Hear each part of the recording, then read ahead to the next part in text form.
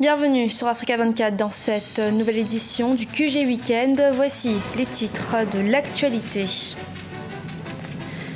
Avec pour thème le développement durable et la coopération économique, le 4e sommet Afrique-Monde arabe ouvre ses portes en plénière ce lundi 21 novembre en Guinée équatoriale. Elle prendra fin le mercredi 23 novembre. La société civile se mobilise contre la politisation des quartiers. En Guinée, elle soutient que les quartiers et districts sont réservés aux citoyens et non aux politiques. Bilan de la première journée de compétition de la CAN féminine 2016. Elle a officiellement commencé ce samedi 19 novembre 2016 à Yaoundé, au Cameroun.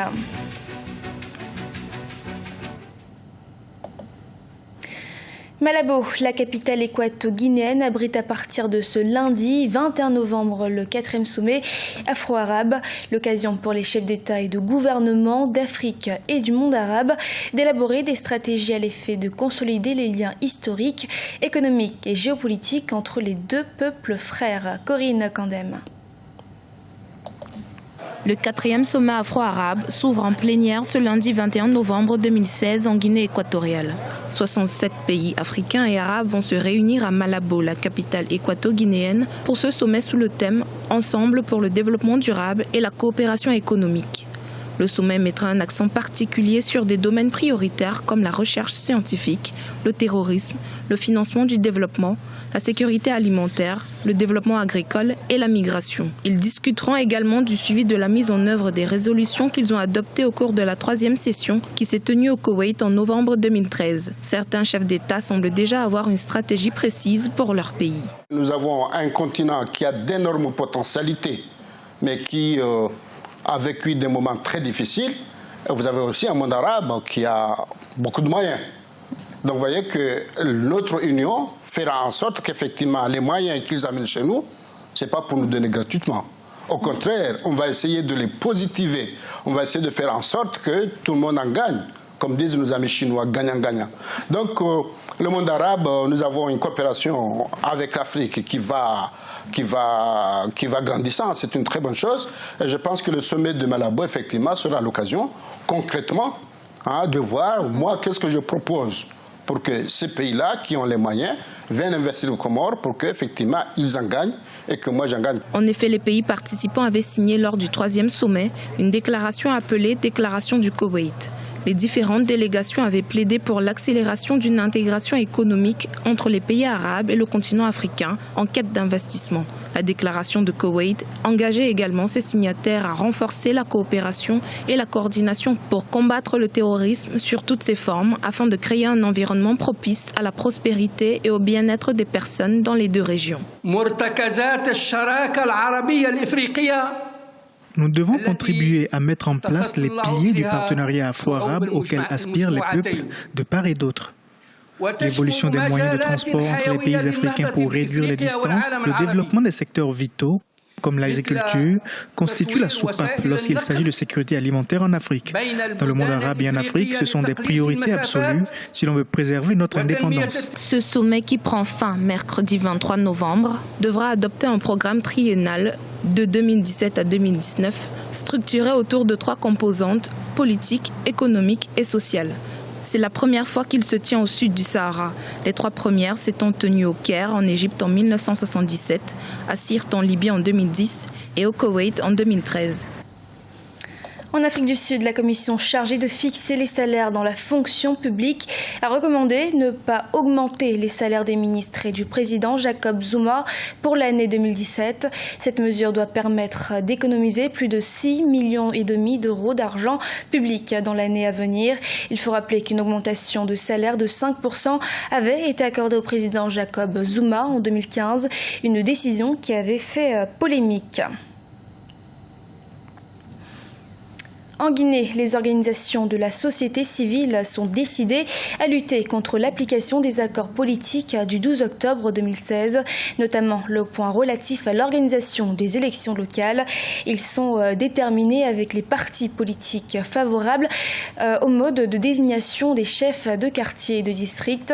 Ainsi, pour faire adhérer les citoyens à leur cause, ces organisations tiennent des séances de sensibilisation et d'information dans les quartiers. Emmanuel Milimono, notre correspondant en Guinée. Campagne de sensibilisation et dénonciation publique, les acteurs de la société civile guinéenne ne lésinent sur aucun moyen de contestation des principaux points de l'accord politique du 12 octobre 2016. Depuis la signature de ce document par les différents camps politiques, une vague de contestation s'est soulevée dans le pays. Inacceptable pour le Forum civil de désigner les chefs des quartiers au lieu de les élire.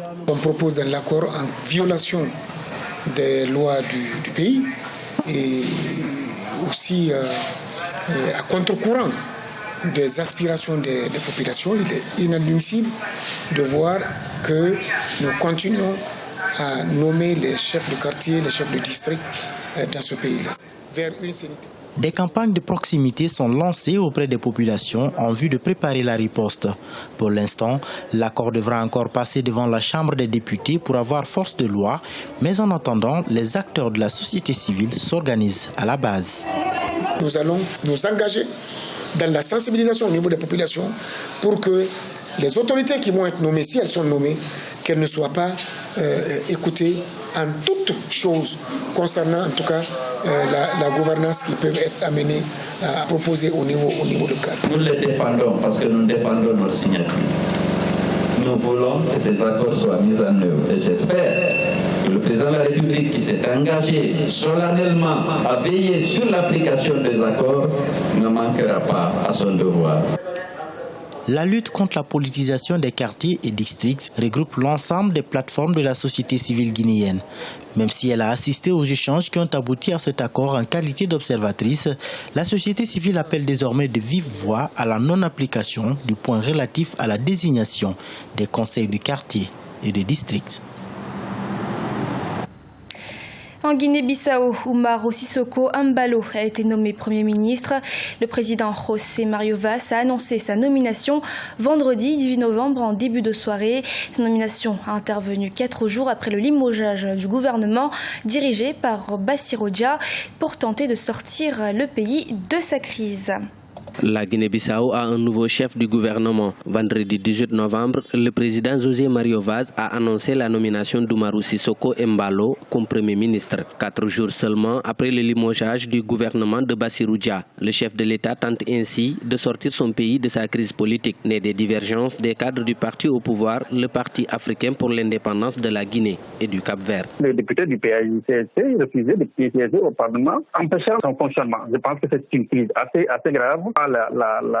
La Guinée-Conakry, notamment le président Alpha Condé, a joué de tout son poids pour la signature d'un accord le 14 octobre dernier. Je pense que c'est ce qui a abouti à la nomination de Embalo. Donc je pense que c'est l'homme qu'il faut à la place qu'il faut. Peu connu du grand public, Umaro Sissoko Embalo est conseiller à la présidence depuis le dernier régime de l'ancien président João Bernardo Vieira dit Nino en 2009. Le nouveau Premier ministre est diplômé en relations internationales et en sciences sociales et politiques. Il a pour mission de ramener la confiance au sein du Parti africain pour l'indépendance de la Guinée et du Cap-Vert et de relancer l'économie nationale. C'est une bonne chose. Si l'on sait que lui, il détient un carnet d'adresses assez lourd, et puis qu'il connaît bien les rouages de l'État en Guinée-Bissau, ça peut dénouer cette crise et commencer à rendre beaucoup plus difficile la situation en Guinée-Bissau. Umaro Sissoko Embalo est né le 23 septembre 1972 à Bissau. Après sa nomination, il a déclaré savoir la principale tâche qui l'attend, réunifier le pays. La Guinée-Bissau est plongée dans une crise politique et institutionnelle depuis la destitution au mois d'août 2015 de l'ancien Premier ministre Domingos Simeos Pereira, par ailleurs chef du Parti africain pour l'indépendance de la Guinée et du Cap-Vert, première force politique du pays. C'était un sujet d'Ibrahima Djoumaba. À savoir également que le parti au pouvoir en Guinée-Bissau, le Parti africain pour l'indépendance de la Guinée-Bissau et du Cap-Vert, a rejeté ce samedi le nouveau Premier ministre désigné par le chef de l'État, José Mario Vaz. C'est à travers un communiqué que le PAIGC a déclaré se démarquer de la décision du président de la République de nommer Umaro Sissoko Embalo au poste de Premier ministre. La compétition de la CAN féminine 2016 est officiellement lancée. Au programme de la première journée, la cérémonie d'ouverture qui s'est déroulée au stade Omnisport de Yaoundé en présence du président de la République du Cameroun. Comme match d'ouverture, le Cameroun opposé à l'Égypte. Et enfin, le second match, Afrique du Sud-Zimbabwe. Retour sur cette journée avec notre envoyé spécial Gaël Onana. 2016 a marqué le coup d'envoi de la 12e édition de la Coupe d'Afrique des Nations de football féminin. Une journée marquée par la cérémonie d'ouverture qui s'est déroulée au stade Omnisport de Yaoundé, mais aussi par la victoire des Lions indomptables, 2-0 face à l'Égypte. Satisfaisant, mais on a trouvé une très belle équipe qui s'est regroupée bien, qui défendait bien. C'était un match très difficile. L'essentiel a été fait, on a pu gagner. Non, nous pensons que nous avons joué par rapport à l'adversaire et nous pensons aussi qu'on a aussi commis quelques erreurs, mais on va travailler davantage. Autre match à l'affiche de cette première journée de compétition, le duel Afrique du Sud-Zimbabwe. Match nul au terme de cette rencontre, au cours de laquelle les deux équipes ont montré qu'elles n'étaient pas venues faire de la figuration. Le bilan sur le plan mathématique, il est clair. Ça signifie que le Cameroun est en tête avec 3 points après sa belle victoire très convaincante face à l'Égypte.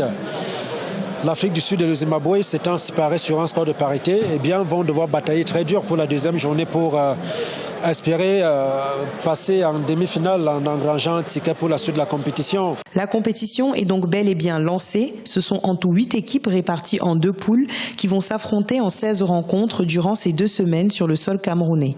Il s'agit du Cameroun, du Nigeria, de l'Égypte, de l'Afrique du Sud, du Zimbabwe, du Mali, du Ghana et du Kenya. Ce journal a été réalisé par l'ensemble de la rédaction. Nous vous remercions de votre fidélité. Dans un instant, une nouvelle édition de l'actualité sur Africa 24.